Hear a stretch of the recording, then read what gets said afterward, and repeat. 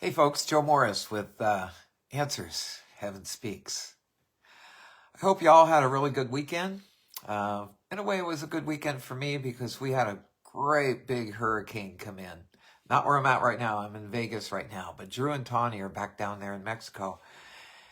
And there was a big, monstrous hurricane that came in, but it was very fortunate because it hugged the coast. It came in around Puerto Vallarta, kind of came over the top of Puerto Vallarta, but mainly stayed along the coast. And it just kind of rode the coast and rode the coast and rode the coast for a while, and right up past our house. And it knocked down some of our banana plants. So we'll have to regrow our bananas again. And then it eventually came on shore a little farther north of our home. So other than losing a couple banana plants, we didn't lose our house, and fortunately didn't cause too much damage at all because it came in an area where there just weren't a lot of people. And so it did create some problems in a town that just invariably always gets hit by it, a town called Acaponeta. And that's kind of halfway between Puerto Vallarta and Mazatlan. And it's because there's a great big slough there. If you don't know what a slough is a kind of a wetlands. And the water is very shallow. It's very shallow, maybe a foot deep or something. But you can imagine in the warmth of Mexico, that water just really warms up. And so for some reason, those hurricanes come up the coast all the way up from Central America, and they kind of make a right-hand turn once they hit Mexico. Oh, it sounded like there's a lot of wind outside. I think somebody's running the vacuum cleaner. So anyway, we were very lucky. It didn't create a whole lot of damage, and so it was a good weekend. From a sports standpoint, not such a good weekend. Not a good weekend for my hometown team, but that's the way it goes. Sports, there's a winner, there's a loser. Things like that are just going to happen. We had a couple good lessons. We did a lesson on Saturday, and we don't normally do anything on a Saturday, and it turned out to be quite a lengthy one. And we talked about Adam and Eve on Saturday. So if you want to, go back a couple, and listen to what the Rancher book had to say about the whole Adam and Eve thing. I mean, it's very, very interesting. Very, very interesting. And Marisa had a pretty long channeling in there as well at the end. The day before, we took a slight diversion to try to understand who Michael was. And Michael being eventually incarnated as Jesus. But Michael is the creator of our universe. And throughout the Urantia book, they mention, of course, Jesus, but they keep mentioning Michael as well because Michael became Jesus. But it's amazing the incarnations he had to do. He had a total of 7 incarnations. And when he's on the cross, and we'll get to that, when it's on the cross, he blurts out, "It is finished." Well, when he finishes his 7 incarnations, he takes over the sovereignty of his universe. In the interim, while he was in his various incarnations, his big brother Emmanuel, was in charge of this universe because Emmanuel had his own universe. He was a Michael as well. Because there's just so many universes. There are like 35,000 universes, not 35,000 galaxies, not 35,000, what's the word I'm looking for? Constellations. No. There's 35,000 universes. So the universe we see, that belongs to our Michael. And Michael decided in his 7th incarnation, actually in his 6th incarnation, he became a spirit, a Morantia spirit. And that's the spirit of the Father that lives within us. And he got to live that looking out the eyes of a human as a spirit. But then in his 7th incarnation, he became a human. And that's when he became Jesus. And it's just amazing that this guy created our entire universe. And with all his material sons and daughters, Adam and Eve were material sons and daughters, but they were basically scientists. up on a place called Gerizim. And Gerizim is in, I guess, Salvington, which is the head of it's where the headquarters of our universe is. And I don't know where that is. I really don't. I guess I could go back and study a little bit more in the Urantia book to figure it out. But Adam and Eve were material sons. And what the material sons and daughters do is they create. They create plants and animals, all kinds of things. So when they created this earth, they had to make all kinds of plants and animals and all kinds of things, and they bring them down to earth. And just think of all the different kinds of animals that are on top of the earth, and then think of how many are in the waters down below. They're all created. Everything's created. So anyway, here's this creator of our entire universe. He comes down as a lowly man to teach one thing, to do the will of the Father. He keeps saying that it is my Father who sent me, and it is his will that will guide me. And to be in the kingdom of heaven, you need to do the will of the Father. It's just a constant refrain, constant. And it really pisses a lot of people off, especially the Pharisees and the Sanhedrin, which is sort of like the government of the Jews. And they just don't like Jesus. Well, half of them are taking up the mission of Jesus and believing he truly is a prophet, if not the Son of God himself.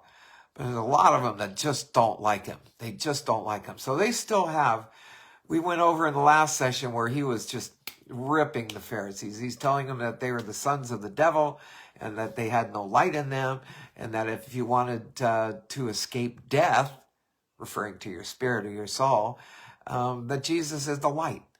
And so the Pharisees just don't like that. They just don't like that at all. But anyway, we're going to continue on with this story.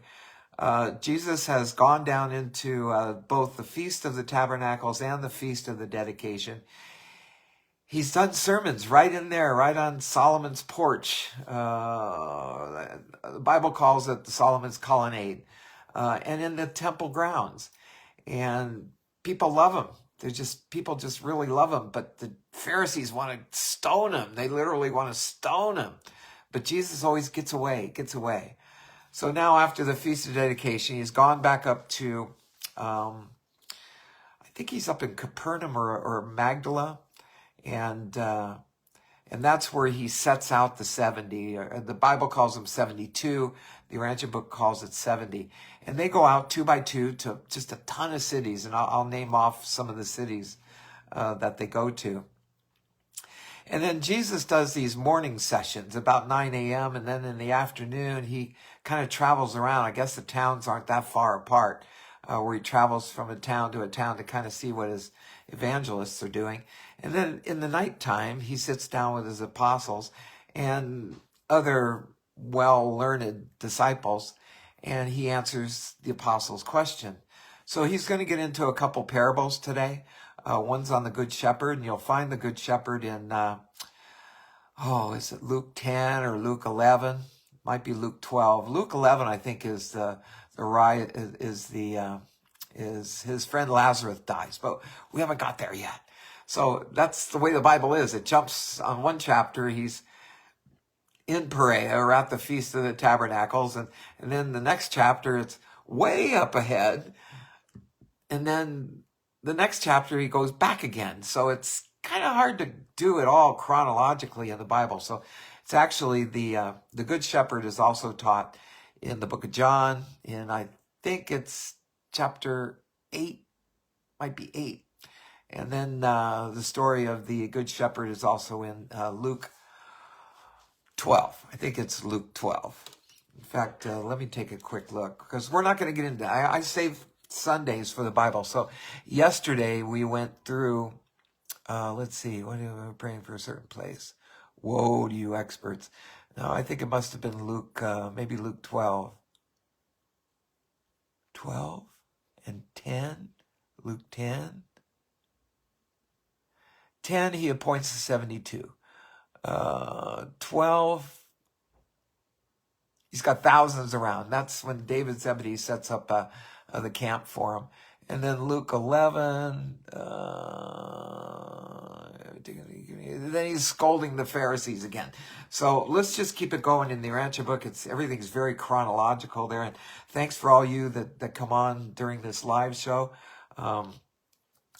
It really is humbling that you do. But I also want to thank all the people that come on afterwards, because so many people come on afterwards because I boost it. My tithing is to boost it, so I boost it out. And I get it out to 10, 12, 15, 20,000 people. And it just depends on what Facebook wants to do. And then I have a lot of people that watch this. And so it may not show up in the stats when you look at my site or at a post. It may not even show how many views I can get. I can get 6,000 views. But I'll get anywhere between 1,000 and 2,000 people who actually watch this from mostly Central America, South America, and then the United States. Can't seem to pick up anybody in Canada. Picked up some people in Greenland. Can't pick up anybody in Spain or the United Kingdom or France. I don't know. I don't know whether we're getting it out that far or whether people just don't want to hear this story. But let's keep on with the story. So Jesus is going to start out the Perean mission. And it starts out on Tuesday, January 3rd, AD 30. Oh, and by the way, Marisa's going to be listening. And if she has anything to interject while we're doing the show, then she'll pop her head in here. I'm in Las Vegas at Marisa's house. Actually, Henderson, Nevada. And hopefully at the end of this, Marisa will come in and do some channeling. She might be touching on some of the things that we talked about over the weekend. Or she may just stick with how the story goes here. We'll see. Just never know. You know, she calls in those universe personalities, and we're never sure who's going to come in. But we're always hoping that Christ will be here. Jesus will be in here as well. So, they can come in. Okay. Oh, you want to say hi? Yeah, say hi. This is Buddy Boy. This is Buddy. Hi, Tank. You're Tank. You're Tank. You're the Tank. You're gonna be Tank in football. Do you want to say hi, Madison? Yes, you guys. I know. Mess up my bed. Hi, I'm here. I didn't know you had started. I said, Jeff, is it 5? Because it's 5:11. I went, oh my gosh. Yeah, I'm just getting started. Okay. I was just telling him that you'll come in. I'm gonna turn the phone on so I can listen to you through my earphones. Okay. Listen, then if you need to come in and interject for anything, just come on in. Perfect. Okay. Okay, bye you guys. Bye. We'll be here. I'll be back. Are you going to say hi? You didn't say hi. Madison, come say hi. Hi, Tank. I'll be back, Tank.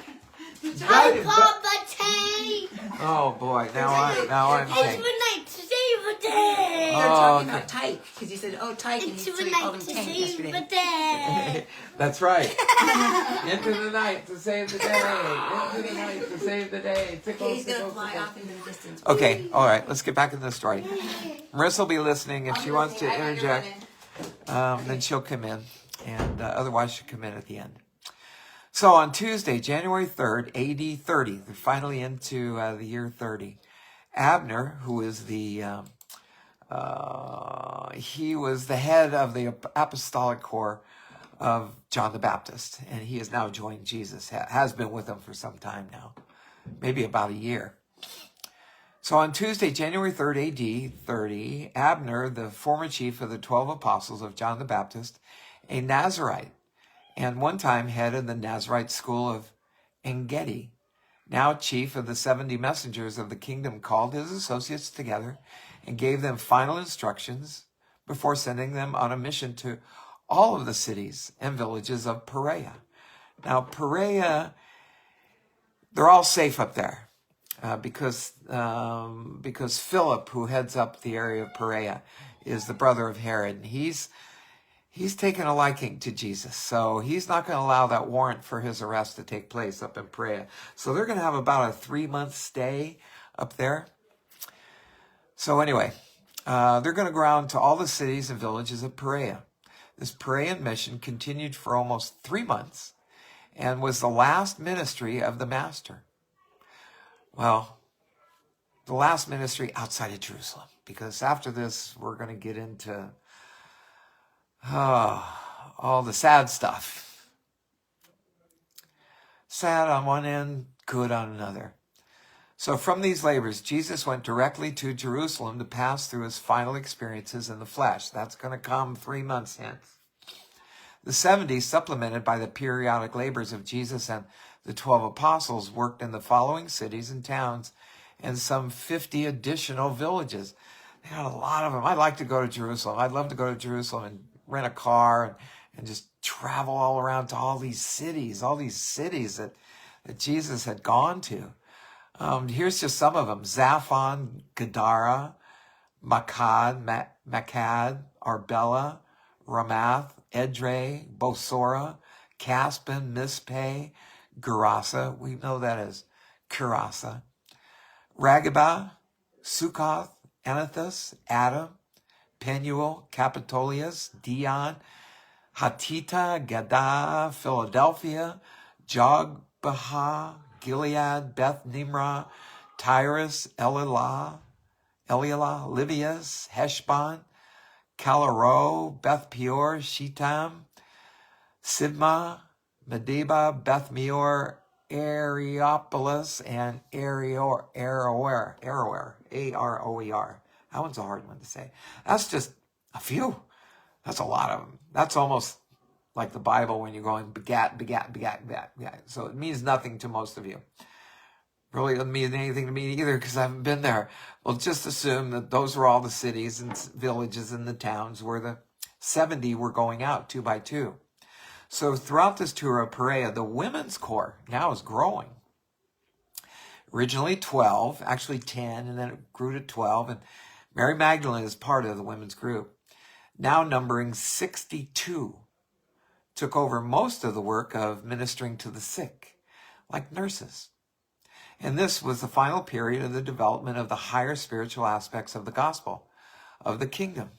And there was accordingly an absence of miracle working. Not much miracle working going on. They were teaching people through their faith that they can heal themselves. So no other part of Palestine was so thoroughly worked by the apostles and disciples of Jesus. And in no other region did the better classes of citizens so generally accept the master's teaching. So Perea at this time was about equally Gentile and equally Jewish. And the Jews having been, and if you go up farther north, above the Sea of Galilee, you start getting up into what's today Lebanon and, what's the other one? Let's see, Phoenicia is Lebanon. Oh, and Jordan, Lebanon and Jordan. And Jordan still today is quite a Christian country. Hasn't been taken over by the Muslim faith of Islam. So the Jews, having generally removed from these regions during the times of Judas Maccabee, again, the Catholic Bible has 68 books. Our regular Bible has 66 because the Catholic Bible takes in the Maccabees. There's 2 books of the Maccabees in there.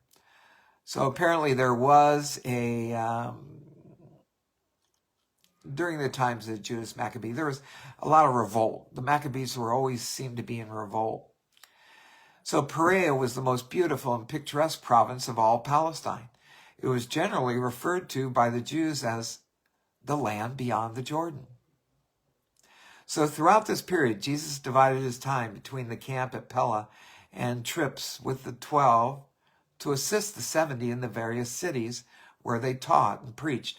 Again, where the camp in Pella is in, I want to say Shiloh. It's not Shiloh, but it's about halfway between Sea of Galilee and Jerusalem. And David Zebedee set up a big camp for about 1,500, but we're going to see that there's a lot more than that show up. It's about 3,000 that show up. So where they taught and preached the 70. Under Abner's instructions, the 70 baptized all believers, just like John used to do, although Jesus had not so charged them. Jesus didn't tell them to baptize. So chapter 1, at the Pella camp. Pella, P-E-L-L-A. By the middle of January, more than 1,200 persons were gathered together at Pella. That's taking up most of the accommodations because it was set up for about 1,500. And Jesus taught this multitude at least once each day when he was in residence at the camp, usually speaking at 9 o'clock in the morning, if not prevented by rain. So if there's rain, no preaching. Peter and the other apostles taught each afternoon at the camp in Pella. The evenings Jesus reserved for the usual sessions of questions and answers with the 12 and other advanced disciples. And the evening groups averaged about 50. So there's 12 apostles and another roughly 38 disciples. So by the middle of March, jump from January up to March, by the middle of March, the time when Jesus began his journey toward Jerusalem, over 4,000 persons composed the large audience which heard Jesus or Peter preach each morning. Now the Master chose to terminate his work on earth when the interest in his message had reached a high point, the highest point attained under this second, or let me say that again. The Master chose to terminate his work on earth when the interest in his message had reached a high point, the highest point attained under this second or non-miraculous phase of the progress of the kingdom. While 3/4 of the multitude were truth seekers, there were also present a large number of Pharisees from Jerusalem and elsewhere, together with many doubters and cavillers. Cavillers, those are like Antifa of today. They are paid to go and create problems. So he had his problems. He had some, not only doubters, but he had people that were causing problems. So Jesus and the 12 apostles devoted much of their time to the multitude assembled in the Pella camp. The 12 paid little or no attention to the field work, only going out with Jesus to visit Abner's associates from time to time. Now Abner was very familiar with the Perean district, since this was the field in which his former master, John the Baptist, had done most of his work. After beginning the Perean mission, Abner and the 70 never returned to the Pella camp. They just stayed up there in Perea. I guess they didn't follow Jesus down to Jerusalem. Now here's a sermon on the Good Shepherd. This can be found in both the books of John and in the book of Luke. And I read through it, and it's almost exact. The Urantia book adds a little bit to it, a little bit more of the backstory, but not a lot. There's quite a bit that comes directly out of the gospel.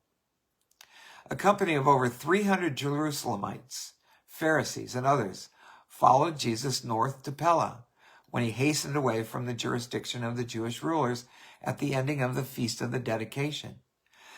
Excuse me. And it was in the presence of these Jewish teachers and leaders, as well as in the hearing of the 12 apostles, that Jesus preached the sermon on the Good Shepherd. After half an hour of informal discussion, speaking to a group of about 100, Jesus said, here's what Jesus said.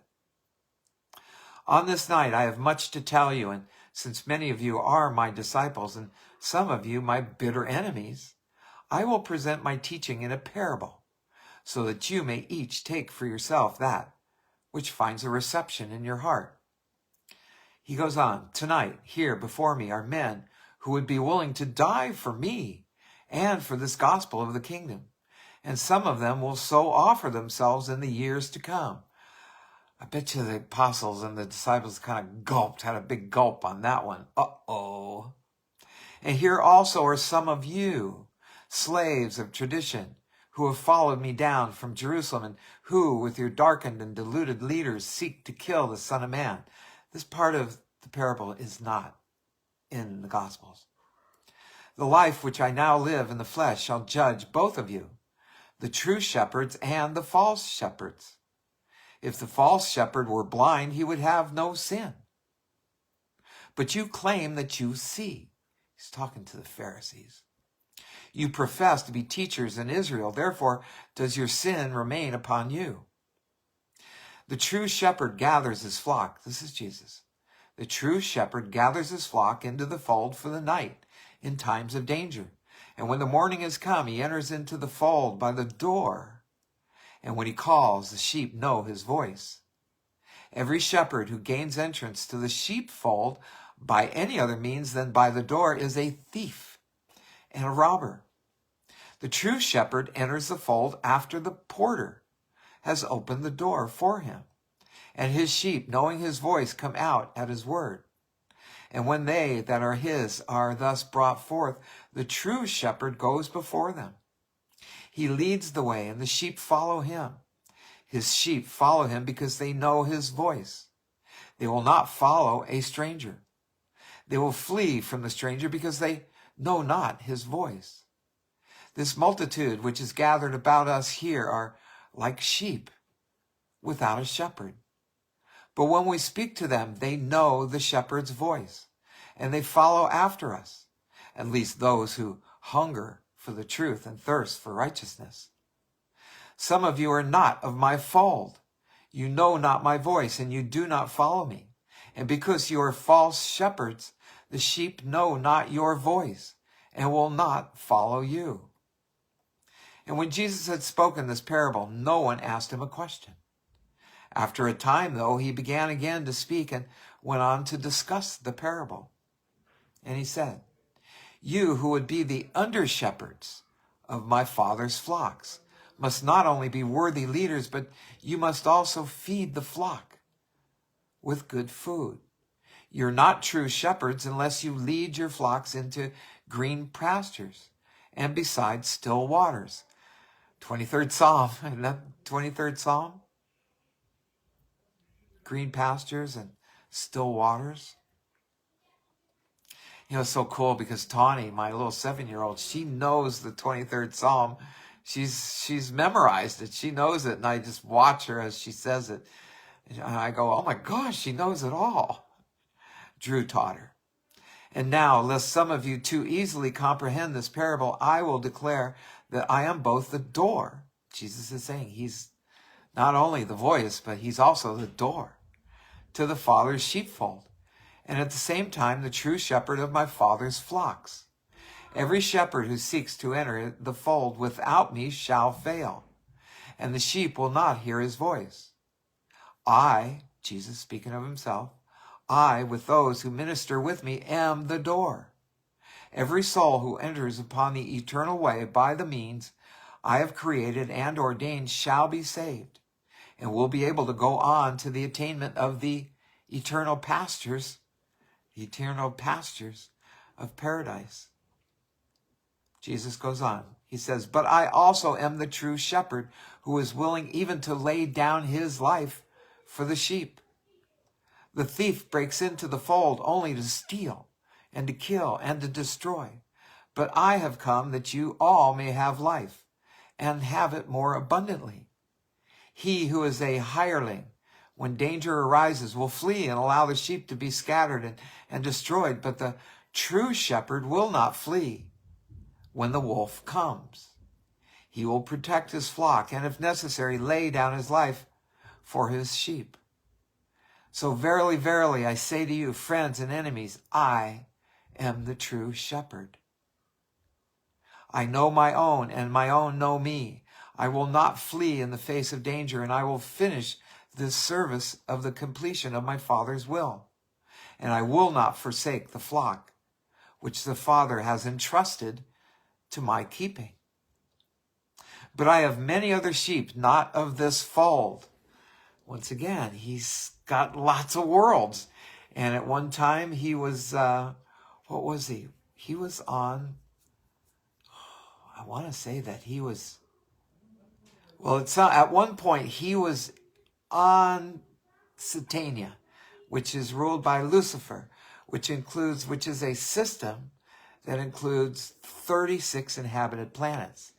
But Jesus obviously is talking about his home, which is up in Gerizim. I guess the name of it is Gerizim. So he's just telling him he's not from here.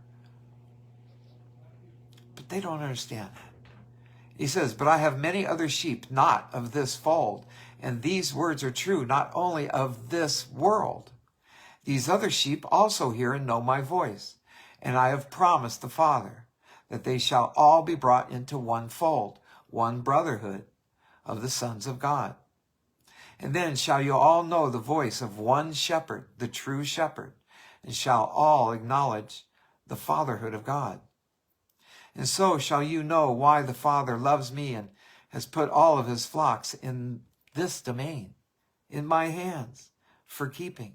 It is because the Father knows that I will not falter in the safeguarding of the sheepfold, that I will not desert my sheep, and that if it shall be required, I will not hesitate to lay down my life in the service of this manifold flocks, his manifold flocks.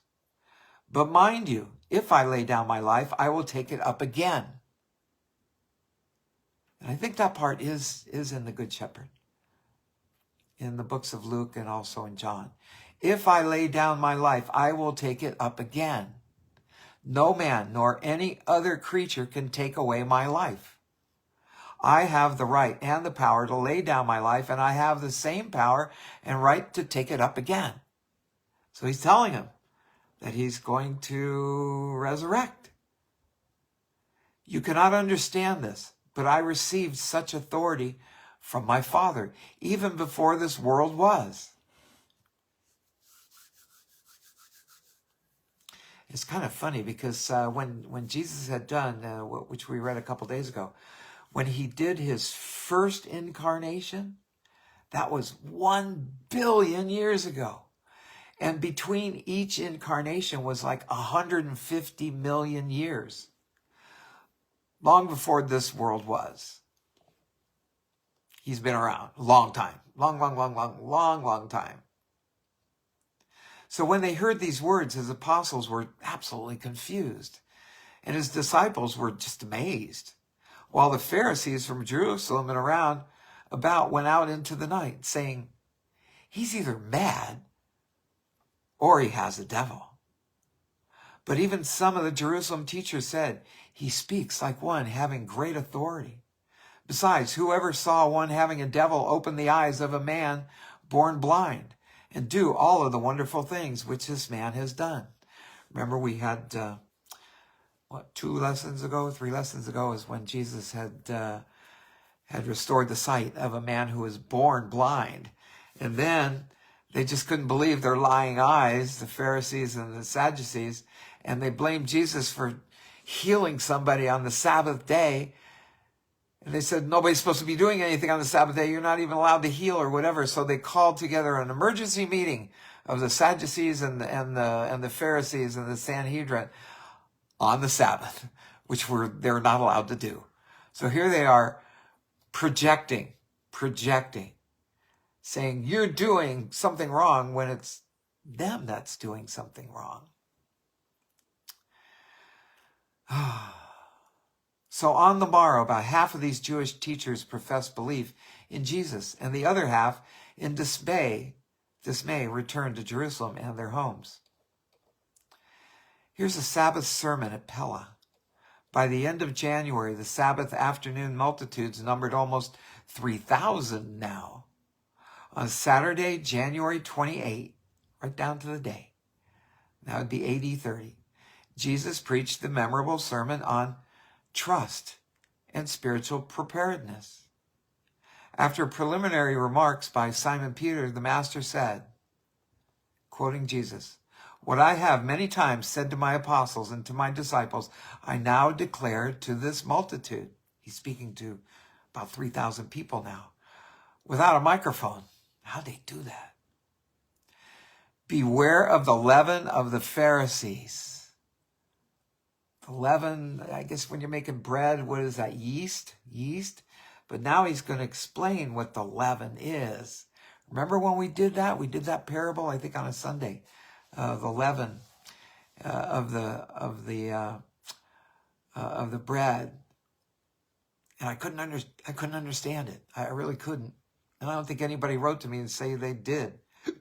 Excuse me, I got hiccups. So Jesus says, beware of the leaven of the Pharisees, which is hypocrisy. The leaven of the Pharisee is hypocrisy. Oh my gosh, don't we see hypocrisy today? It's everywhere.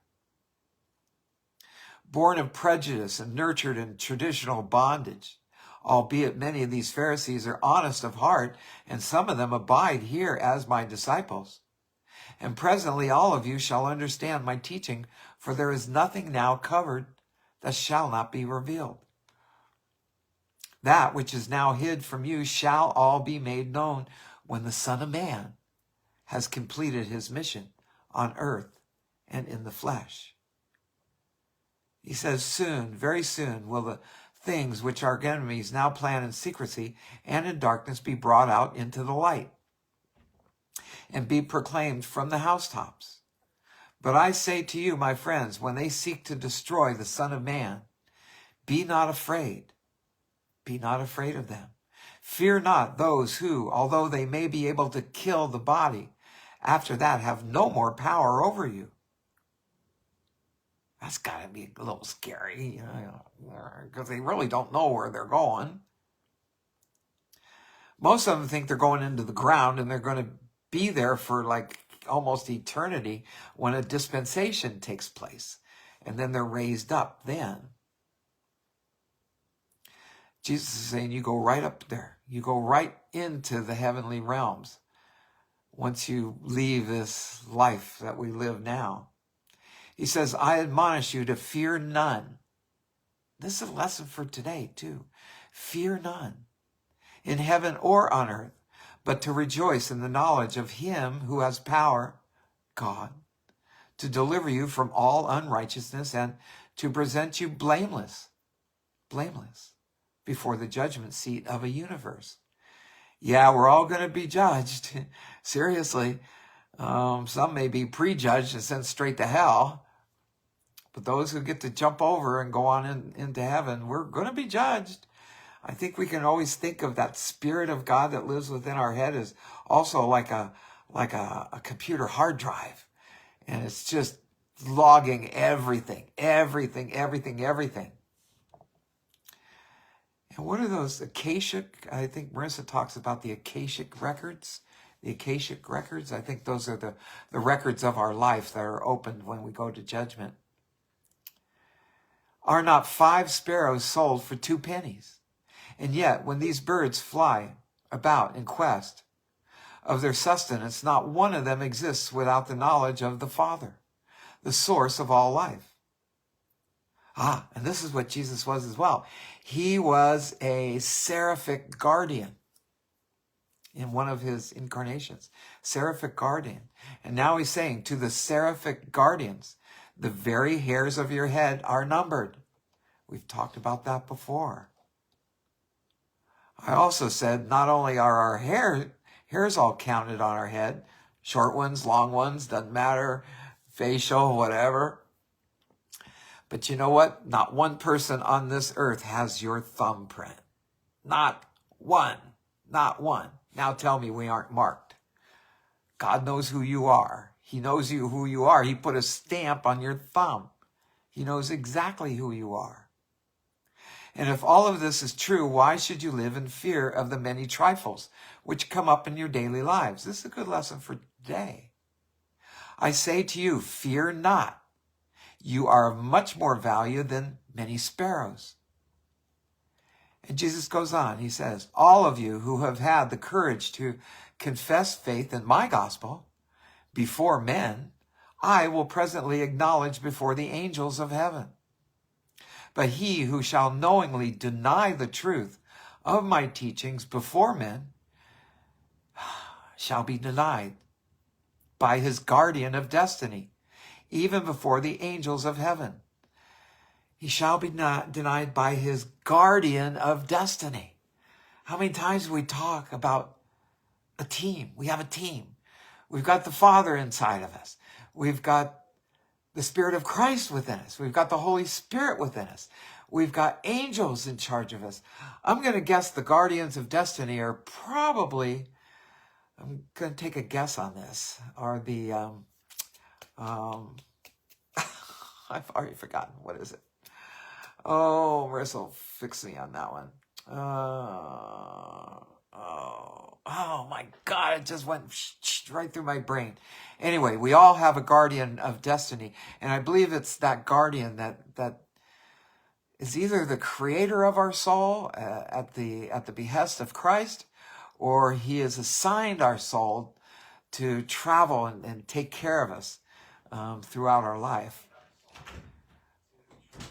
What is it, Marisa? What Akashic records, and then what was the other word you were looking for? the ones that guide our souls, the Guides?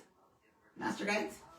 Oversouls? not the our souls. The what's the next one? Christed beings? No, not Christ beings. Master Just below. guides? No. Starts with an A. I can't. I'm going. Guardian angel? Not guardian angels. I think the guardian angels are. Angel? No, not angels. I'll think of it. Good. It's something that you talk about in more of the. Mediumship realm? What is it? In the mediumship realm? Is that Yeah, in the mediumship realm. I know, I can't think of it either. Oh my You God. said Akash means soul, so Akashic is Akashic soul records are that, but Yeah. I'm trying to think of who these guardians of destiny are, and I think it's Gatekeepers, there's Ascended Masters. Ascended Masters. Yeah. Guy, I knew A it lot of started the with an Ascended A. Masters, we discovered the other day that a lot of the Ascended Masters are outdated and old and not real anymore because they've already left. Well, they've been around. I mean, don't forget, Jesus did his first, as Michael, his first incarnation 1 billion years ago. Yeah, I know. And so a lot of these Ascended Masters have been around because they're just one step underneath being Christed. They've been around a long time. But a lot of mediums have discovered, like Ascended Masters, like the Lighthouse Summit Lady, what's her name, Prophet. And if you tune into those Ascended Masters, they're not Ascended Masters, they're like demons. Well, you know, a lot of good Because they've fallen. souls have fallen. So Lucifer or Satan, devil, call that triune, whatever you want, are being very successful at getting a lot of souls. Well, I made a note in the thing where they said if you had eyes, you would have surely sinned. And that was something you just read, and I made a note of it. And they were saying that if our eyes are open, we can sin much easier because we see stuff, and it creates a illusion that something is a certain way, and then we go and we do something wrong. Like, you know, we see our guy stare over to the other side of the room, and we go, oh, "Who are you looking at? That's it." And you go and you cheat on him because you think he's looking at some girl when really he was just looking for the bathroom. Or, you know, whatever. So they said that. They just said it like 10 minutes ago, and I made a note in there about. I want the guides to channel about that quote that you read about. Well, he said, he who is blind cannot sin because he cannot see his sin. Oh. And he was referring to the Pharisees, that their eyes are open, but they don't see. So they just sin.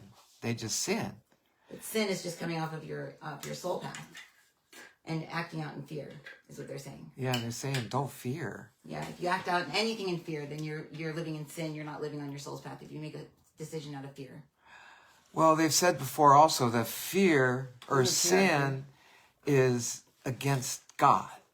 So fear is also against God because God says don't fear. Yeah. Of course, then again, Jesus is also telling him, you know, they can take your human life, but they can't take your spirit. They can't take your soul. And people are going, oh my God, they can take my life? Yipes. So, I mean, there's a lot of consternation going on.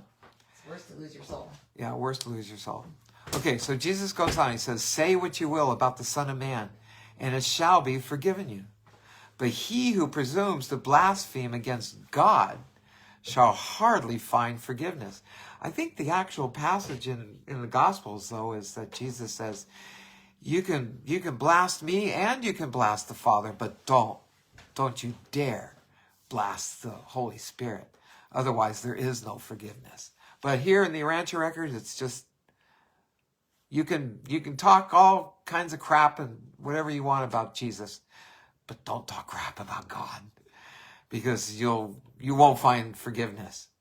When men go so far as knowingly to ascribe the doings of God to the forces of evil, such deliberate rebels will hardly seek forgiveness for their sins. The reason why they're saying that is they said the Holy Spirit very quickly becomes Satan if you speak about the Holy Spirit in fear or in a malintent to create something that's against God's will, because the Holy Spirit is the creation energy that comes in, that we use, like the gasoline that we use to fuel our creation. And if we do it in fear or when we're in sin and we create, then we're using Satan to create. That's interesting. So Satan's the flip side of the Holy Spirit? Well, there's like yin and yang, flip sides of almost everything. Yeah, Christ, it's almost as if, Satan is the flip side of Christ. Although Christ was the creator. Christ was the creator of Lucifer. But again, Lucifer is still being judged by the Ancients of Days. The Ancients of Days have not sent down their justice yet. Lucifer would be closer to being called the devil than Satan. Yeah, I still think it's in a triune. I think it's still a trinity of Lucifer, Satan, and the devil. Because Caligastia used to be the Prince of Peace on earth. Lucifer and Jesus would be equivalent. But Caligastia fell.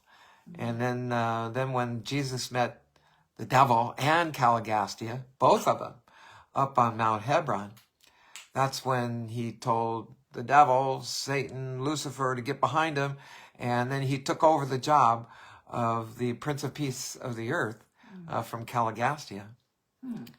So Jesus goes on, he says, and when our enemies bring you before the rulers of the synagogues and before other high authorities, be not concerned about what you should say, and be not anxious as to how you should answer their questions.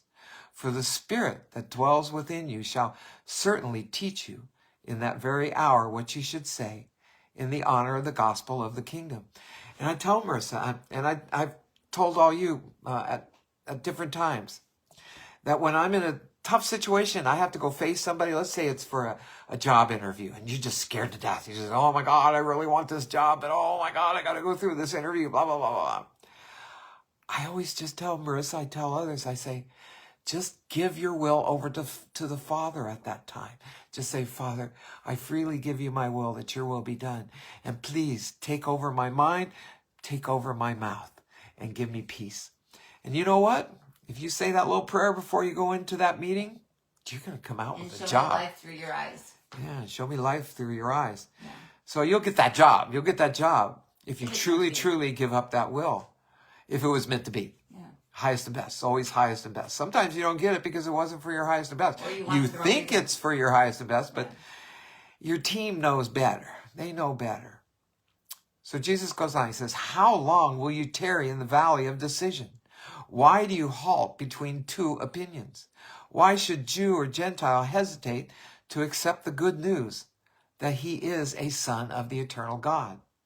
How long will it take us to persuade you to enter joyfully into your spiritual inheritance? I came into this world to reveal the Father to you and to lead you to the Father. The first I have done, but the last I may not do without your consent. The Father never compels any man to enter the kingdom. The invitation ever has been and always will be, whosoever will, let him come and freely partake of the water of life. Marisa gets into water a lot. How are we doing on time? I don't even know. This is good. Let's see. I got about 10 minutes to get to you. That's it? Let me see how much farther. Yeah, let me see how much farther I can get. I'm just going to get a pen so I can actually write and you can see what I wrote. Okay. When Jesus had finished speaking, many went forth to be baptized by the apostles in the Jordan, while he listened to the questions of those who remained. And here's something. We'll go through this one. Somebody comes and asks him, says, Jesus, my brother took all of the inheritance from my dad. He should be sharing that with me, shouldn't he? And Jesus says, why are you asking me that? Those are material things. So as the apostles baptized believers, the master talked with those who kind of hung around, tarried. And a certain young man said to him, Master, my father died, leaving much property to me and my brother, but my brother refuses to give me that which is my own. Will you then bid my brother divide this inheritance with me? So he wants Jesus to go scorn on the brother. And Jesus was mildly indignant that this material-minded youth should bring up for discussion such a question of business. But he proceeded to use the occasion for the impartation of further instruction. So said Jesus, man, who made me a divider over you, he calls calls the young man, man. He goes, man, who made me a divider over you? Where did you get the idea that I give attention to the material affairs of this world? I mean, just think, this is the creator of our entire universe. And he owns everything. Absolutely everything. He doesn't own any of it. He doesn't own any of it, but he made it all. Yeah, he thought it up. So why should I give attention to the material affairs of this world? And then, turning to all who were about him, he said, take heed and keep yourselves free from covetousness. That's the 10th commandment. Isn't that the 10th commandment? Don't be yielding after, don't be jealous of your neighbor's car or their house. In the Bible, it's his cow or his wife. Keep yourselves free from covetousness. And a man's life consists not in the abundance of the things which he may possess. Happiness comes not from the power of wealth, and joy springs not from riches. Wealth in itself is not a curse. Here you go, folks, all you socialists out there, listen to this. Wealth in itself is not a curse, but the love of riches many times leads to such devotion to the things of this world that the soul becomes blinded to the beautiful attractions of the spiritual realities of the kingdom of God on earth and to the joys of eternal life in heaven. Let me tell you, Jesus says, let me tell you a story of a certain rich man whose ground brought forth plentifully. And when he had become very rich, he began to reason with himself, saying, what should I do with all my riches? I now have so much that I have no place to store my wealth. And when he had meditated on his problem, he said, this is what I'll do. I will pull down all my barns and build greater ones. And thus will I have abundant room in which to store my fruits and my goods. Then can I say to my soul, soul, you have much wealth laid up for many years. Take now your ease. Eat, drink. He's talking to his soul, saying to eat, drink, and be merry. For you are rich, telling his soul that he is rich and increased in goods. Jesus goes on, he says, but this rich man was also foolish. In providing for the material requirements of his mind and his body, he had failed to lay up treasures in heaven for the satisfaction of the spirit, and for the salvation of the soul. And even then, he was not to enjoy the pleasure of consuming his hoarded wealth. For that very night was his soul required of him. He was killed. He died. That night there came the brigands who broke into his house to kill him. And after they had plundered his barns, they burned that which remained. And for the property which escaped the robbers, his heirs fell to fighting among themselves. This man had laid up treasures for himself on earth, but he was not rich towards God. Jesus thus dealt with the young man and his inheritance because he knew that his trouble was coveting. Even if this had not been the case, the master would not have interfered, for he never meddled with the temporal affairs of even his apostles, much less his disciples. And when Jesus had finished his story, another man rose up and asked him, Master, I know that your apostles have sold all of their earthly possessions to follow you, and that they have all things in common as do the Essenes. But would you have all of us, who are your disciples, do likewise? So they're asking him, should everybody give up their goods? Should they give up everything? He says, is it a sin to possess honest wealth? And Jesus replied to this question. And he said, my friend, it is not a sin to have honorable wealth, but it is a sin if you convert the wealth of material possessions into treasures, which may absorb your interests and divert your affections from devotion to the spiritual pursuits of the kingdom. There is no sin in having honest possessions on earth, provided your treasure is in heaven. For where your treasure is, there will your heart be also. This is all in the gospel as well. There is a great difference. We'll probably cover all this next Sunday. there is a great difference between wealth, which leads to covetousness, and selfishness, and that which is held and dispensed in the spirit of stewardship by those who have an abundance of this world's goods, and who so bountifully contribute to the support of those who devote all their energies to the work of the kingdom. Many of you who are here and without money are fed and lodged in yonder tented city. That was the city that David Zebedee put together. Because liberal men and women of means have given funds to your host, David Zebedee, for such purposes. I would say that it would be conservative, but he says liberal men, and liberals used to be that way. I mean, in our country, they used to be that way. Who's David Zebedee? David Zebedee was the younger brother of James and John Zebedee, who were apostles of Jesus. And the father Zebedee was a boat builder that Jesus had designed many, many really cool boats. Okay. Many of the best boats on Galilee were actually designed by Jesus at that time. Wow. And there are men and women today who leave that tip for that waitress. I remember a man who was just walking around the streets, just handing out $100 bills to people, just maybe homeless people or whatever. People who don't treasure their wealth, but become good stewards of their wealth. So Jesus goes on, he says, but never forget that after all, wealth is unenduring. Nobody attaches a U-Haul to the back of a hearse. You're not going to be buried with your wealth. And if you are, somebody's just going to dig it up. Wealth is unenduring. The love of riches all too often obscures and even destroys the spiritual vision. Fail not to recognize the danger of wealth's becoming not your servant, but your master. So Jesus did not teach nor countenance improvidence, idleness, indifference to providing the physical necessities for one's family or dependence upon alms. Alms is like charity, But he did reach that the material and temporal must be subordinated to the welfare of the soul and the progress of the spiritual nature in the kingdom of heaven.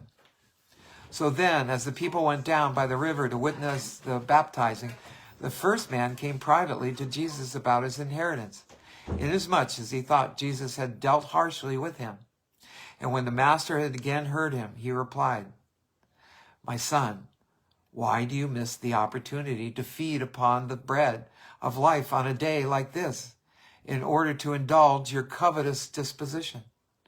Do you not know that the Jewish laws of inheritance will be justly administered if you will go with your complaint to the court of the synagogue? Can you not see that my work has to do with making sure that you know about your heavenly inheritance? Have you not read the scripture that says, 'There is he who waxes rich by his weariness and much pinching, and this is the portion of his reward'? Whereas he says, 'I have found rest, and now shall be able to eat continually of my goods.' Yet he knows not what time shall bring upon him, and also that he must leave all these things to others when he dies." That was from an Old Testament. Probably from Isaiah or Jeremiah or Ezekiel. Jesus goes on, he says, "Have you not read the commandment that says, 'You shall not covet'?" That is the 10th of the 10 commandments. "And again, they have eaten and filled themselves and waxed fat, and then did they turn to other gods. Have you read in the Psalms that the Lord abhors the covetous?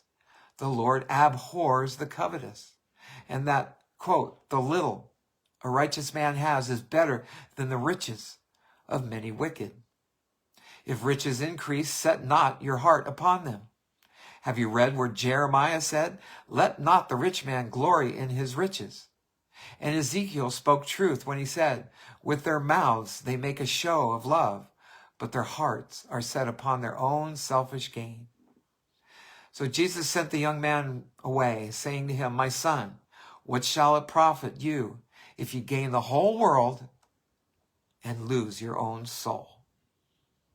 To another standing nearby who asked Jesus how the wealthy would stand in the day of judgment, he replied, I have come to judge neither the rich nor the poor, but the lives men live will sit in judgment on all. Whatever else may concern the wealthy in the judgment, at least 3 questions must be answered by all who acquire great wealth. And these questions are, 1, how much wealth did you accumulate? Number 2, how did you get this wealth? And 3, how did you use your wealth? Then Jesus went into his tent to rest for a while before the evening meal.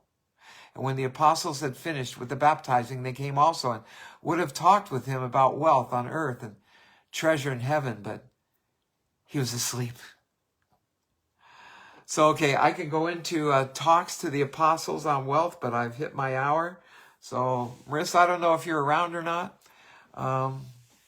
She's out there somewhere. Let's see what Marisa has to say. So, again, Jesus has nothing against wealth. It's what you do with your wealth. And do you live for your wealth? I mean, has that become your treasure? And I mean, we look at all of our politicians nowadays. They go in humbly to do service to their constituents. And then next thing you know, they're locked into some kind of weird cult of the elite. And the next thing you know, they're worth millions and millions and millions. Now, how do they get millions? Because they cheat. They cheat. They know what industries are going to be given money by the government, so they go buy that company's stocks. If you and I cheat like that, we go to jail. But not the politicians. Not those that store up treasures on earth, but not in heaven. So, Marisa, should I go on? Let me see if I can find Marisa. She's disappeared. But I want to get into the talks to the apostles on wealth tomorrow. There's another parable in there also that I think I put into my lesson plan up above. But let me see if I can get Marisa in here. Hang tight.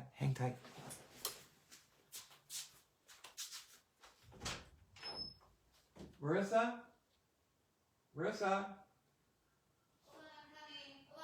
Okay, I'm done. Okay. Marisa says, okay, I'm coming. Here she comes. She mustn't have heard me. So anyway, I don't know what she's going to say. Hopefully she's said a prayer. And I always say a prayer before I start these lessons. I ask God to freely take my will, that his will be done. I tell him to give me his words, not mine. I tell him to give me his brain, his thoughts, not mine. And then I ask the Holy Spirit to come within me and ask God to put that armor around me, which we may envision as a snow globe. That is our armor against anything coming in and trying to attack us. And then I ask the Holy Spirit to light me up so that others can see my light. But there's something else that light of the Holy Spirit does. And that is that it cleans out all those flakes, all that coveting, or all that anger, or all that jealousy, or just all these terrible things that we humans do. And they build up throughout our life, and they end up inside of our snow globes. And so that when we talk to others, we see our flakes.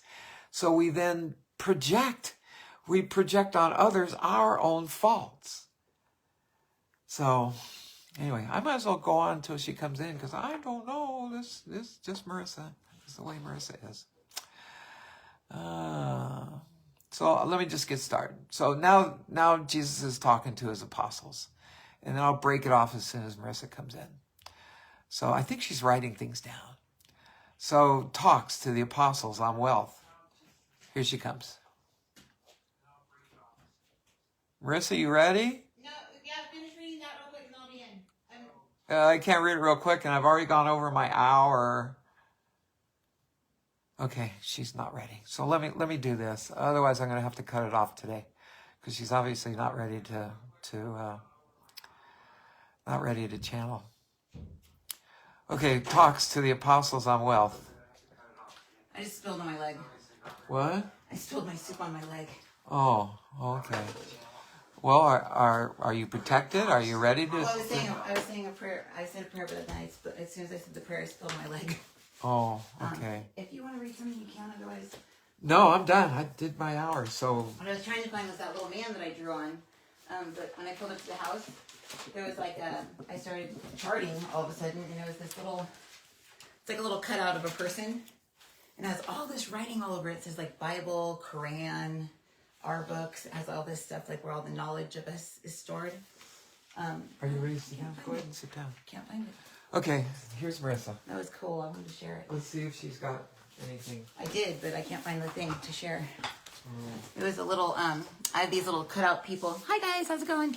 It's like a cutout people, and I used to use them for the charts that we would create on the consciousness of God and how it's distributed throughout like all of our, all the different layers of us. And ultimately, I mean, everything is inside of us, and that's when we do these channeling things, I see stuff, obviously, in my head. I don't see it with my eyes. It's not like I see like, a chart before my face or whatever, like even like auras or anything. I can see auras if I, actually want to, but don't usually. But I see the stuff in my head, and the way that the guides always interpret everything to me is, they draw pictures and they show me where inside of me certain things are. So, like earlier when he was reading, like at the very beginning, he was reading something, and there's a little person, and they drew like this little thing, and it said like Bible, and that's like the Bible carries the blueprint for whatever is embodied within like this part of the body. It's like the right side of the body, I think, or the left side of the body. And then the Quran's like the bottom left hand leg, bottom of our left leg. And then, and my dad always goes crazy when I start talking about right legs and hands and this and that. But I mean, the guides always came to me and said, you are a snow globe. I have you in the palm of my hand, and I'll never let you go. So technically, like, you're this guide. On some level, you're a guide, and you've projected your brain and your heart into a little person that is technically, like, in Chinese medicine, they say it's right here on the little, like, the divot on our lip. We have a little person, like, sitting there. That's what Sue, one of my coworkers, told me. She helps me lead classes. But she said they say there's like a little person right there, which I think is kind of funny, because whenever we do meditation, I see people sitting up on their lip, like with their feet hanging off, like just like looking and watching. So it's like we have this little piece of us that's a witness, and it watches our life right from our face, but not from like behind our mind, but like right there. It's watching our life, just like la la la, like it's a movie or something like that. And that little us is ends up falling. So when it gets into fear and it doesn't trust that it's up in grace in God anymore, it falls down into the creation that it's created. So you can think of like the Grand Canyon. You're sitting on the Grand Canyon, which is the top of your lip, and you're like looking out over this huge canyon, and you think like, oh, like that's cool over there. Like, you look at something and you're like, oh my God, I'm so afraid. I can't look from up here anymore. So they fall down in fear we basically fall down into like our lower, like root or second chakra, first chakra. And I was actually talking to somebody today who had like sexual abuse and stuff like that when she was younger, like from like 4 to 6 years old. And I mean, her life is like frozen right now because of what happened to her between they were just 4 and 6. And, it's like, I was telling her, when we go into fear for anything, we go into the fear of everything we've ever been in fear of. So, you're afraid of your parents dying, you're afraid of people that getting hurt, you're afraid of dying yourself, you're afraid of, it has to do with dying or losing somebody, being separated from someone. But fear, even if it's like losing your job, I'm going to lose my job and my family's not going to love me anymore because I can't take care of them or whatever. But once you go into fear, you go into that childlike state of between like ages 4 and 6 where you're helpless. You need your parent to feed you. You need them to give you a house.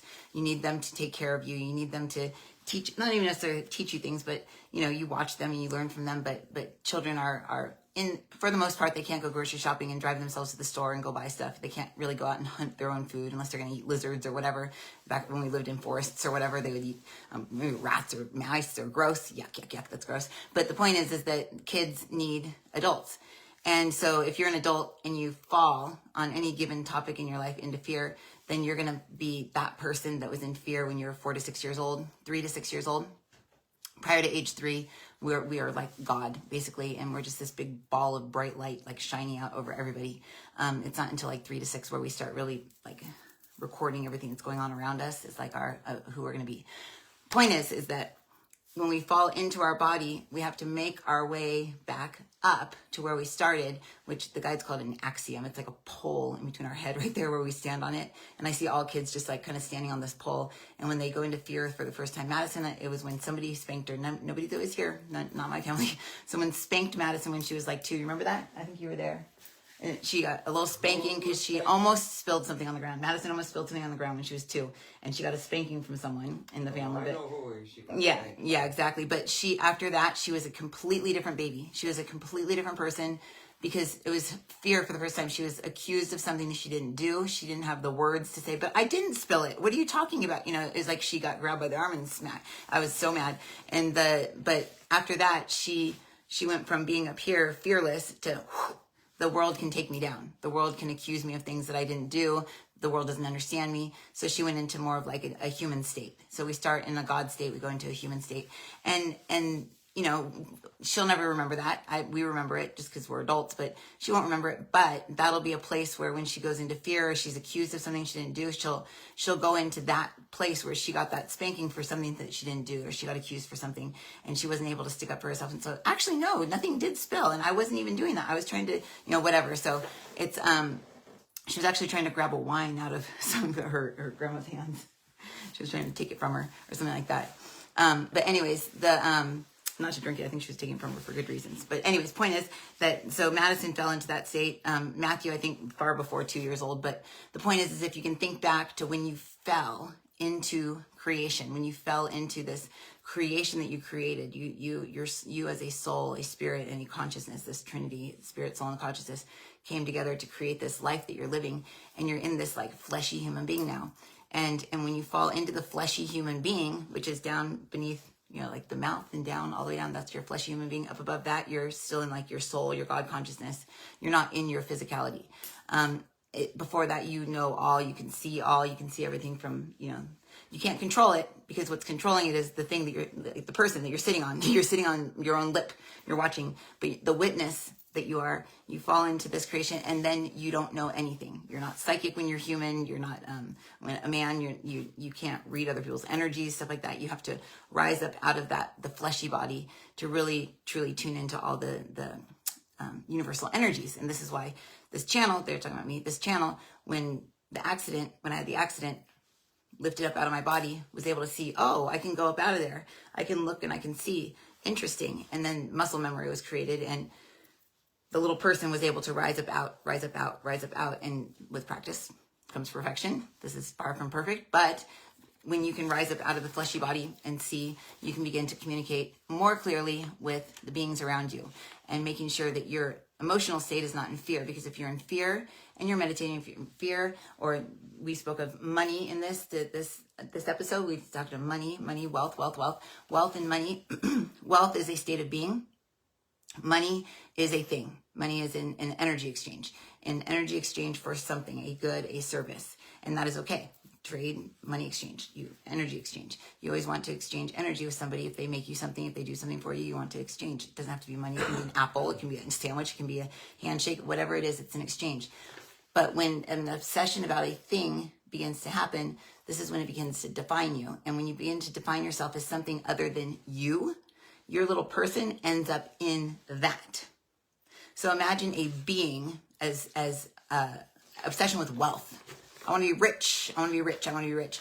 You're not even in your human being anymore. You're not even in your man being. You've fallen down into a creation that you've created in your mind of what wealth is. You hear these people, many times you'll hear people going, oh, that's just what rich people do. Leave it up to rich people to screw things up for people. There's rich people do this, or white people do this, or Mexican people do this, or do. And when people generalize and say, so that's those people, all people are creating these fields of energy. And these fields of energy can be fallen into, and you can be absorbed by them. And your little person will be living in this being that you're still in your physical body because that's where you are, but your little person is over in something else, and your body starts to become that. You start to get slunched over. You start to get more of a belly because the wealth is in the belly and the solar plexus. You start to get littler legs. You start to get your arms and shoulders it's like you get hunched over when you have wealth. Interesting. Because that's people's belief about wealth. People think of like Ebenezer Scrooge, or they think of the person sitting there counting their money with all hunched over. This is what people think of, and what people think of is what people fall into. Poochie. It's Poochie. Oh. Come on, Poochie. Come on. Down camera. So it's that with everything. Everything. Creation is not created, just as we've been saying. Michael created everything. Michael created the little people to sit and witness and watch the souls, human beings, these human beings create realities and create wildernesses of realities. So when people believe a certain thing, they add to it. It's like a hard drive. It's like a archetype in the ethers. And when you plug into it, then that becomes your God. That becomes your obsession, and you're not connected to God anymore. Because the only thing that can connect to God is you through the umbilicus, through the mother, through the Holy Spirit, from you to God, the tree of life. Why are you licking me here? She can have you. Here. She's like licking my arm. I'm like back of my body. Here, Poochie. So imagine this. Imagine you are a person. So this is the kingdom of heaven. I know it's backwards. Somebody said, "Why are you backwards?" You're ass backwards. Okay, so here's the sun. You see that down there? And it says kingdom of heaven. And I drew this weird little shape. It was interesting. It was like this says gosh, I don't even know what that says up there.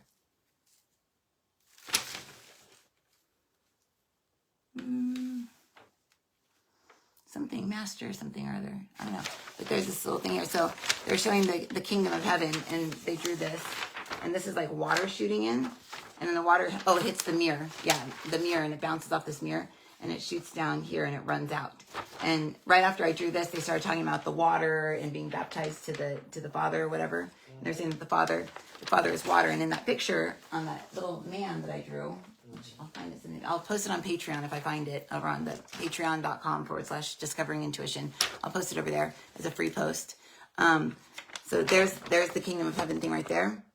And what was interesting was they showed me the kingdom of heaven is down here. Look at it. Down here, not up here.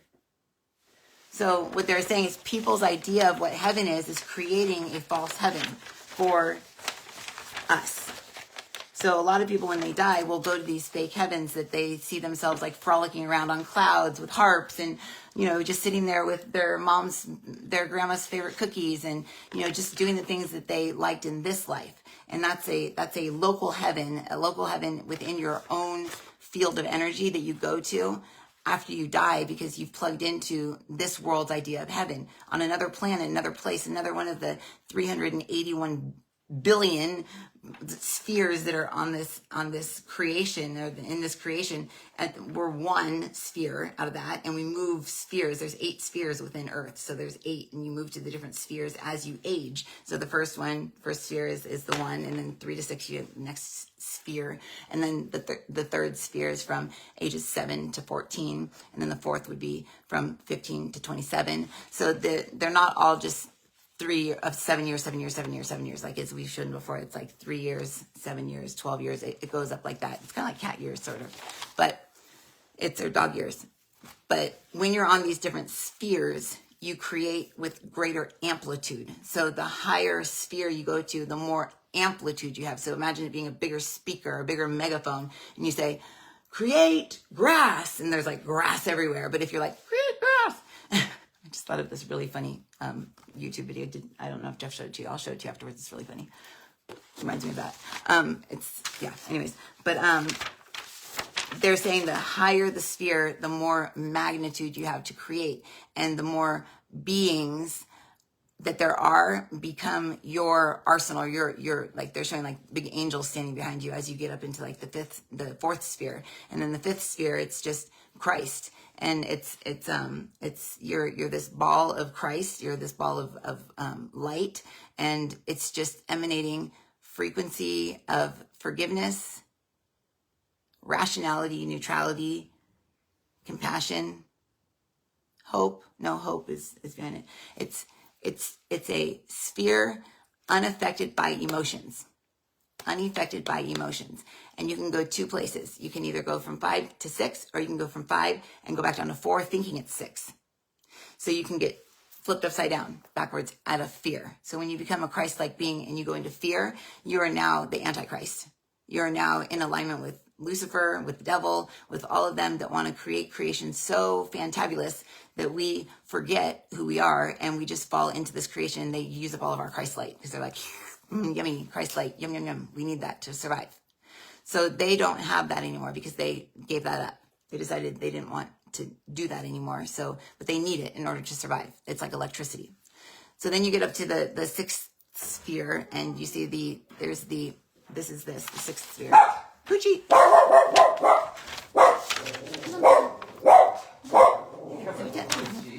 It's this little thing, but it's the other way. So this was the kingdom of heaven this way, but they're saying that this is this weird little heaven thing. It's like this little hook or something like that, and they're showing it as like a little, almost like a geyser or something like that. And then where is that going to? Hold on, take me up there.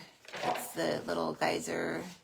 Oh, it takes us up out of our body. So it's a little tube that's running up our spine, and then it shoots up out of our head, and it lands us right here, right in front of our forehead.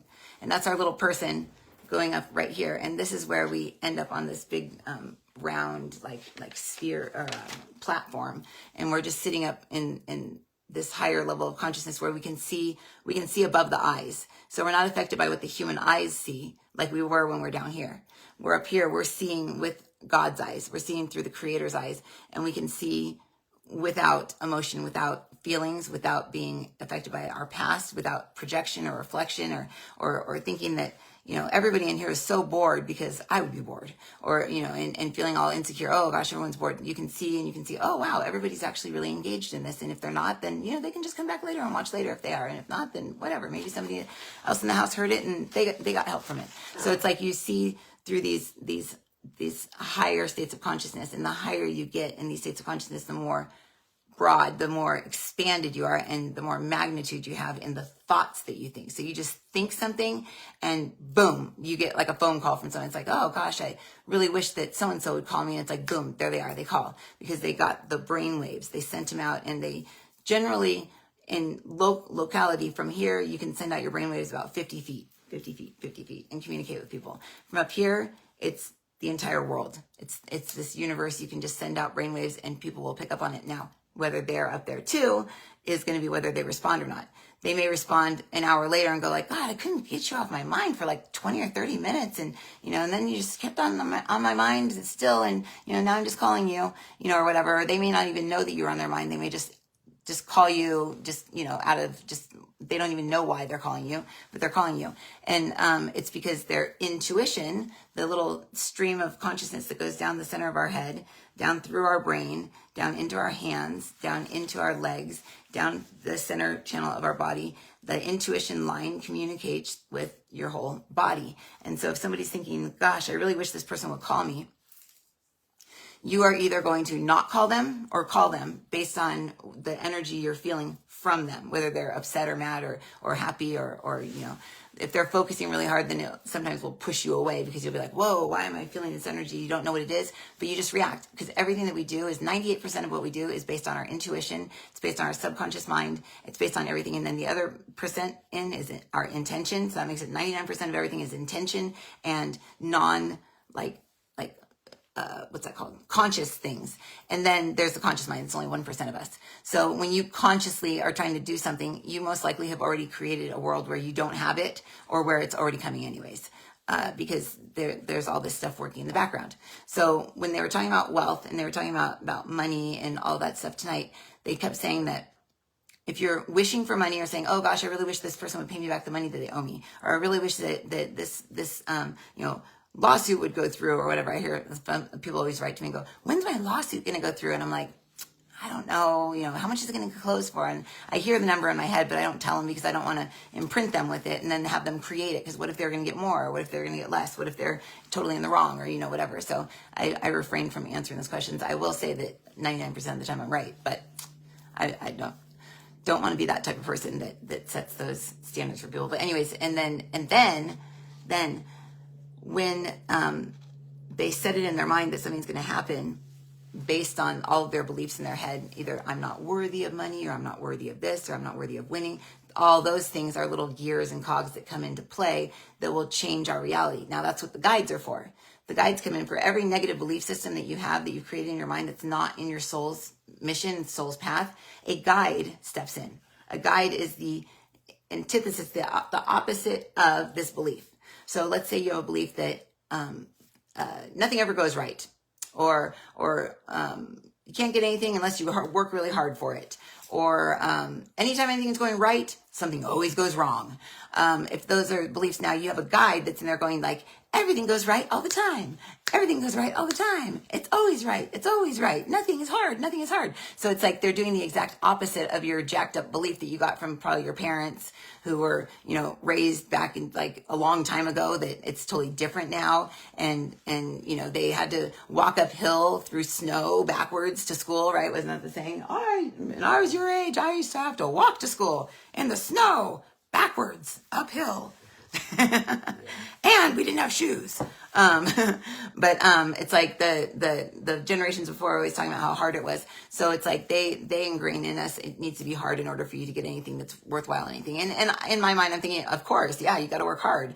But they're really, if you are a God being, a Christ being, a spiritual being, you really can just do this and create. That's all it takes.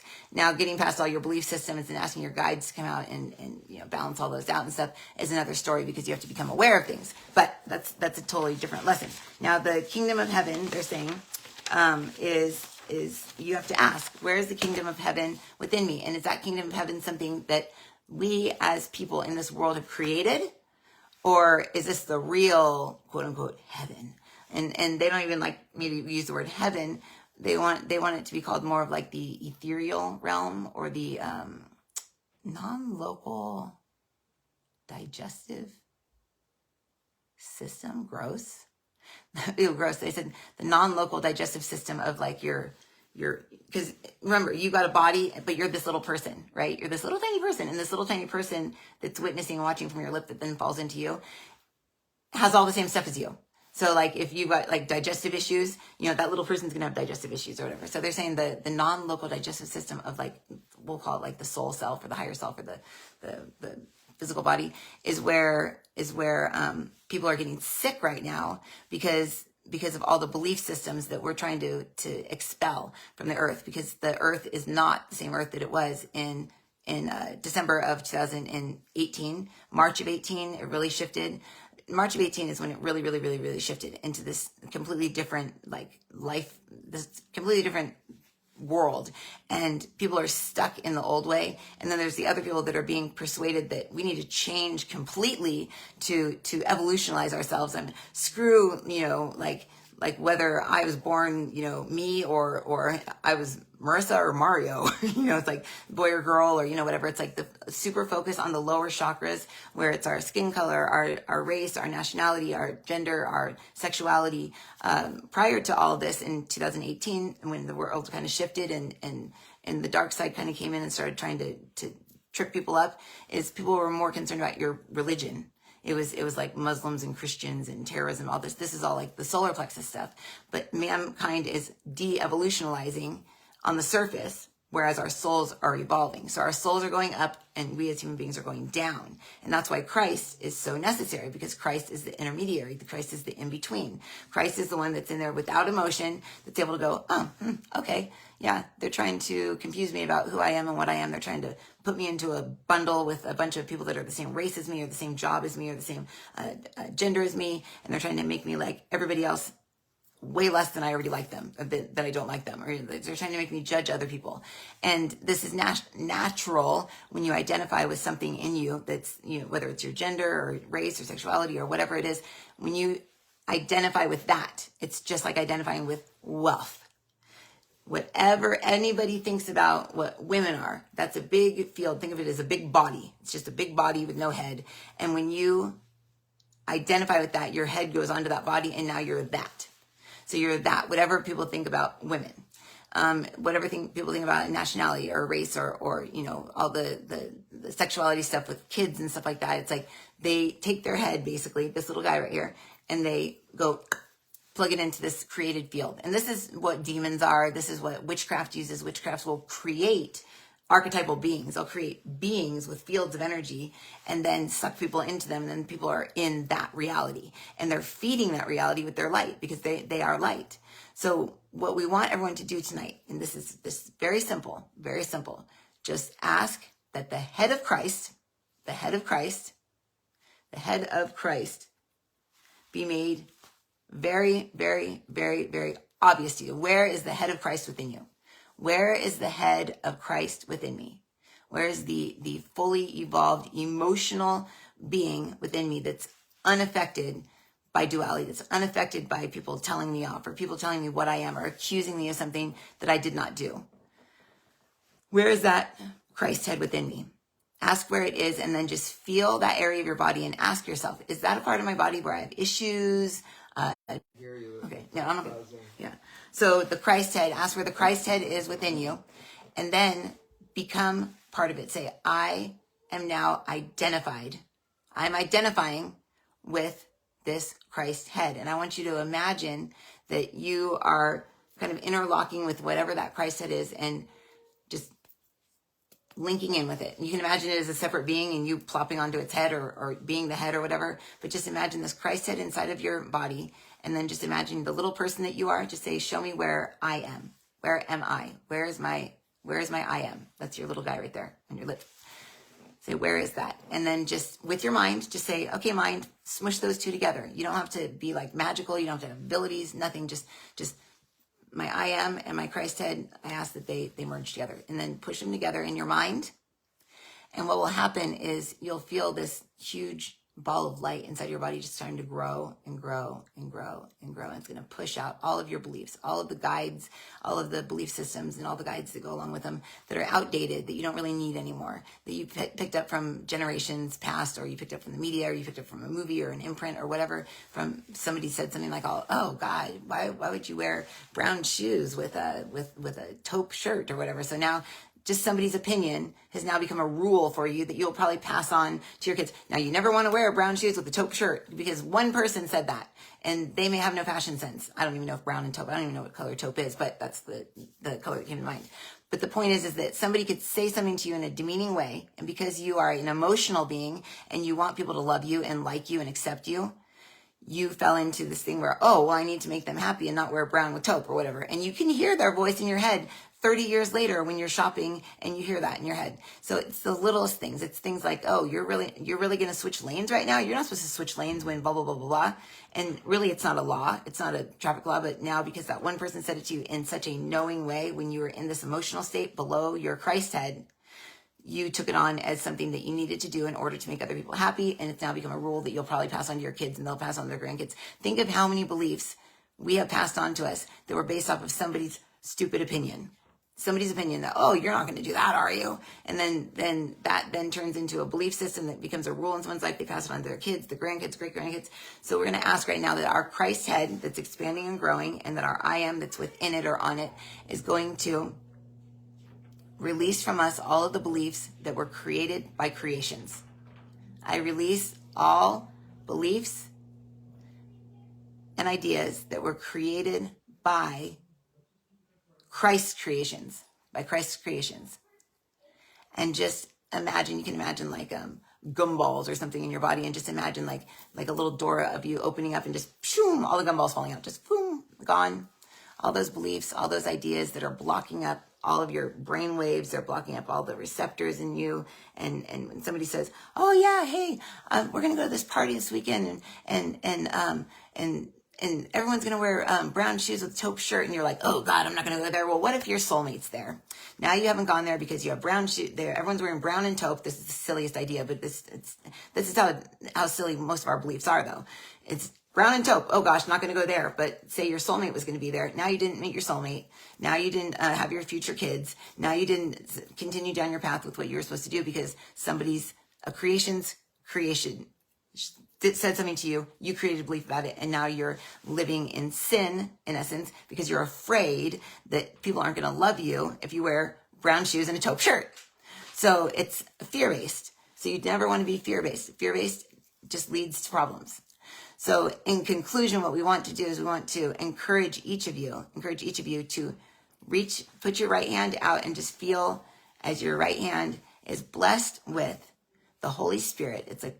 It's a Christ's golden light. It's the Holy Spirit's energy and attunement to the hand, your right hand, where you usually sit. Your snow globe is. It's like where your snow globe is. So if you're your guide, your snow globe is in the palm of your hand. But technically, you are the guide, and a piece of you is there. We are multidimensional beings. So at any time we can be the person in the snow globe. At any time we can be the one holding it. At any time we can be the little guy just watching. At any time we can be the little guy that fell in. And depending on where we've fallen into our body, whether it be fear or shame or pity or whatever, we're going to be in different parts of our body. And different parts of our body equal different emotional fields, different emotional energies. For instance, the stomach is I believe it's grief. And that's that when you're feeling that, your stomach, you go into your stomach. And all these different frequencies just exist in the different parts of the body as a map for us as God beings. And when we become Christed or Christ-like, all of these emotions and feelings that go with all the different organs in the body, they go away. Whoosh. That's why some people will have massive amounts of pain in a certain part of their body, and then they go into Christ consciousness and no more pain. No more pain, because they are no longer in that old body, that old creation that they were. They're in their Christ body. So asking to go into your Christ body after releasing all of the beliefs and creations of creations, what we'd like for you to do is just ask that the Father, stream a very strong stream of water. But imagine when you open the water and when it doesn't fizz everywhere, it doesn't like whitewash everywhere. It's just a very strong, like clear stream of water coming off, like say like one of those little faucets that pours down. Just imagine kind of like one that's not splashing everywhere. It's just a very strong stream of clear water. I want you to imagine that coming down over the back of your head, rinsing your occiput, rinsing all the way down your spine, all the way down your back, all the way down your tailbone, down underneath your rear end, and then up all the way down in between your legs. And that water is making a perfect stream, a perfectly clear cut path for the Father to run its energy, its plan, its nourishment. Remembering that the Father is merely nourishment. And that water running down is creating and generating energy for you, which is allowing that to feed the spirit within you. And that spirit within you is then a higher frequency, which is able to then connect with the Christ you. And that Christ you is then given access to the Holy Spirit, the Spirit of truth, and the Spirit of joy, life, love, aka the living. So ask that you be alive today. Say, I am alive. Please show me what that feels like. If I was dead before, or if I was asleep, I ask that I be woken up and that I am alive. I want to live. I want to be alive. Not just alive, but alive. You want to be alive. You want to actually look at life and go, wow, this is a cool life. Wow, this is really neat. Oh my gosh, I'm a human being. And by being that, by connecting your I am, your Christ self, allowing to expand, releasing all the creations that others created that are blocking you, you should be able to manifest the things that you want. You'll lose weight. People with memories, people with holding other people's memories. Let's just say that you're obsessed with a ex-boyfriend or something, and you think about them constantly. They are now your God. They're your obsession. So now you're in them. So right now you're in Christ. You're in God. When you're in the body that Christ, Holy Spirit, God created for you. And let us make this very clear. Your physical body is a creation of all of your dimensional selves. So all the different layers of you are what make your physical body what it is. So when you obsess about somebody else, you'll start to look like them. You'll start to act like them. They'll start to act like you because you're now in them. So it's very, very, very nasty, actually, when you step into someone else's field or you step into them as an obsession, because now they are your God. All the good, the bad, the ugly, the everything in between, that is your creation ground. That is your world. And you'll notice yourself in pictures when you're around certain people. You look like them. It's because you may have been inside of them. And many, many, many beings, many beings that are in the public will have people that will be jumping into their fields. And this is why many of you, if you are spiritual teachers, if you are ones that teach, just as these two do, you must ask that all beings, alive or not, be put back where they belong and out of your fields. They're not in your body, but they're out in the 5th and 6th layer of your field, and they're just sitting there with all their beliefs, and you're hearing it as channeling or you're thinking that it's God talking to you. It's really just some dude that works at the grocery store that thinks that you're hot and he's obsessing about you because he wants to be with you. And now he's in your field and all of his beliefs have become your beliefs. So it's very, very, very smushed together these days. Ever since December of 2019, one of the tactics for us as in spirit to keep people separate and in their families was with the pandemic that happened. So people were made separate. They were just with their families. They were able to work things out, but it was not supposed to last as long as it did. It was supposed to last 2 weeks. And this was during the dispensation period of the Christed One. And the Christed One was entering back into the ethers from the physical world into the ethers and out into and around the earth as a consciousness in general, that just a consciousness. So Christ is now a consciousness, not a being on the planet. And all of you have access to that Christ awareness, that Christ consciousness, and the creation ability of Christ. Creation ability of Christ. So we'd like for each of you to just close your eyes, put your hands in prayer position, and I am Christ. I am. I am Christ. I am. Please allow me to feel that, know that, and experience that this evening, day, morning, afternoon.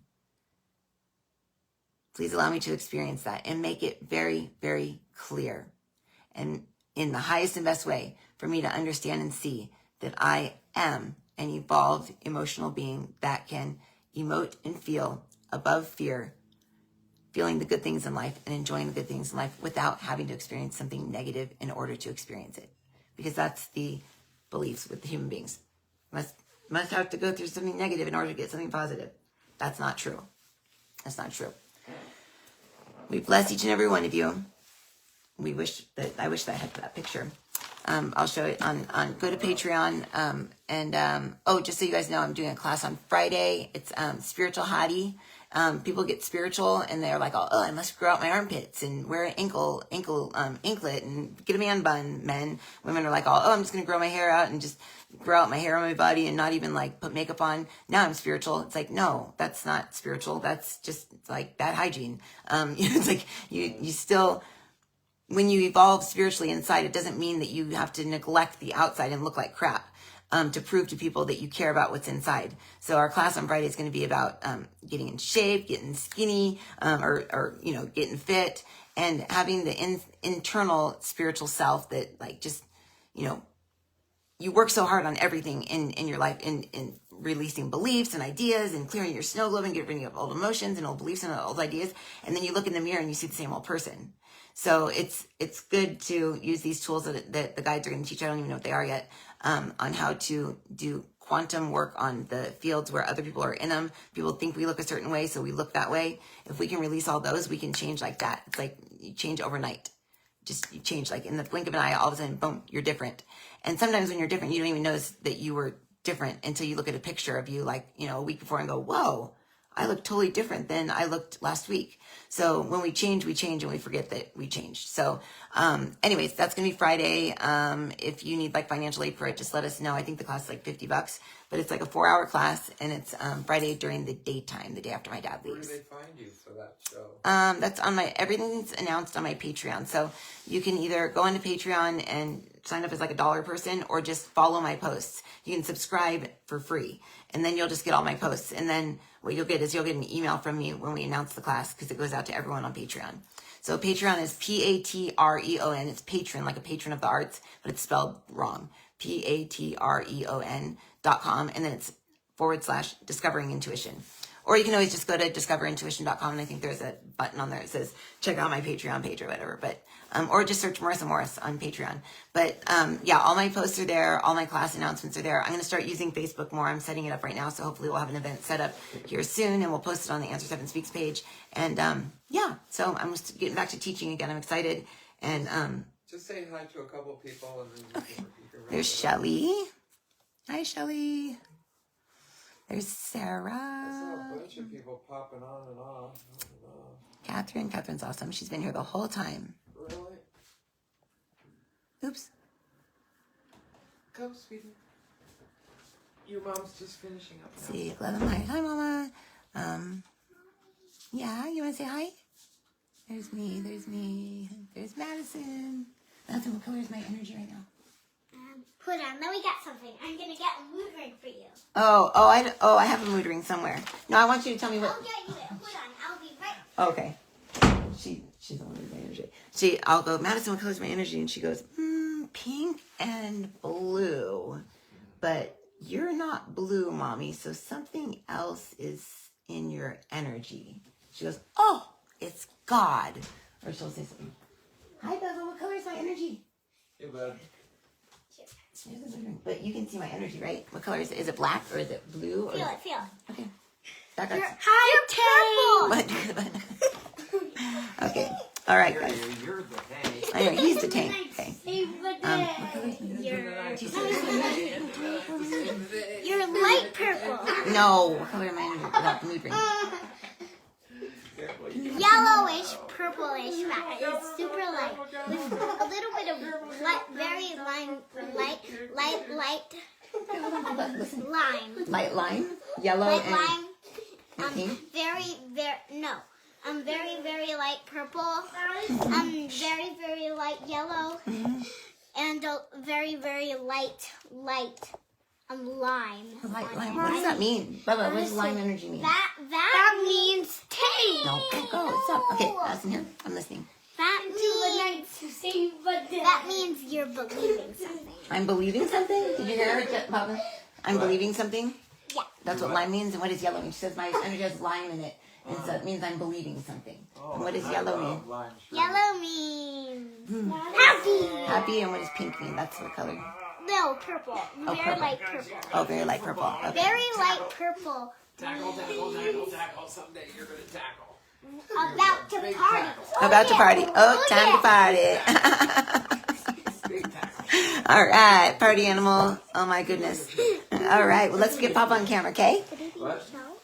You were just in the show. Here, Madison's on the show. There we go. Are you going to teach us about God? Yeah. All right. So bye, everyone. No, just say bye to everyone. Say bye. Bye, everyone. Yeah, just hit the finish button. All right. I don't want to erase it or anything, but No, let's see. just hit the finish button. Let's see who's here. Mama's here. Oh, Madison says, Shelly says, hi, Madison. And then there's Susan. And Shelly. Hi, Shelly. I know your name is Tank. she's not Tank, you're Tank. Okay. You're All right. Bye, guys. Wait, I want to see Uma. She's here. You won't see her. She's right there. Okay, bye, guys. See you tomorrow.